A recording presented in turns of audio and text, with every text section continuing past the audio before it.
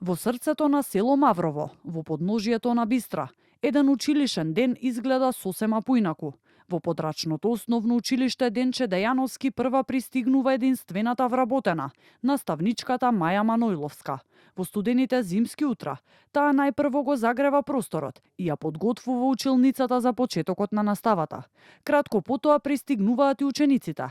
Тео, Дарија, Бисера и Марин се единствените деца кои учат во ова основно училиште и го чуваат од заборав. Прво, второ и четврто одделение, сите во иста училница.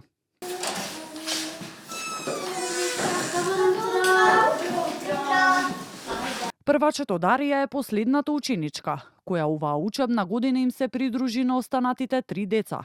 Во малата, но топла и пријатна училница се кријат нивните големи соништа. Јас се викам Дарија, омилен предмет ми е ликовна. Имам 2 желби. Кои ти се желби? Сега набирам наставничка и докторка за бебиња. Јас се викам Бисера, мојот омилен предмет е математика. Мојата желба е кога ќе пораснам сакам да бидам пејачка. Јас се викам Тео и мојот предмет ми е омилен ликовна. Јас сакам да бидам полицаец. Јас се викам Марин и мојот омилен предмет е физичко. Многу ми се игра фудбал, така секое лето одам на игралиште. Кога ќе пораснеш, сакаш да бидеш познат фудбалер или можеби нешто друго? Познат фудбалер. Ваквиот начин на работа, вели наставничката Маја, не е секојдневен, но е посебен и интересен.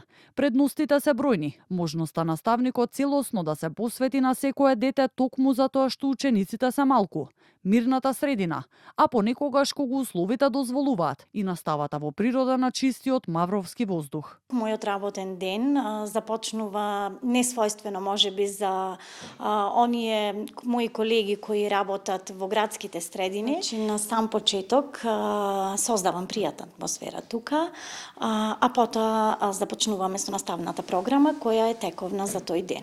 Значи, децата се во комбинирана паралелка. Комбинираната настава бара свој труд, своје внимание, посветување на децата, на секој дете посебно и иако се 4 ученици, тие се вклопуваат еден кон друг.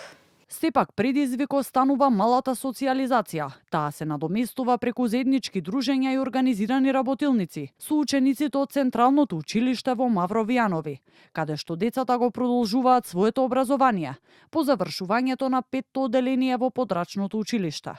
Ово училиште постои уште од 50-тите години на минатиот век, а до пред неколку години имало само еден ученик. Денес учениците со гордост раскажуваат дека токму овде учели и нивните родители, баби и дедовци. За наставничката Маја тоа е и најголемата радост, што и покрај се, училиштето се уште обстојува. На самиот почеток, кога јас започнав со моето работно искуство, мојот ученик беше само Бисера, значи работевме само јас и таа, но потоа, благодарение на сите оние родители кои одлучија своите деца да останат овдека, моментално се 4 ученици, а имаме најава дека следната година доаѓа уште еден ученик. Што за нас тоа е навистина голема радост и ние навистина мило што родителите одлучуваат нивните деца да учат во ваква средина. Ова мало училиште во селото Маврово е само дел од пошироката слика на демографските предизвици со кои се соочува земјава. За 20 години бројот на населението во општина Маврово и Ростуша е намален за 1/3. Од 8618 во 2002, според последниот попис од 2021 година, бројот на населението е 5042.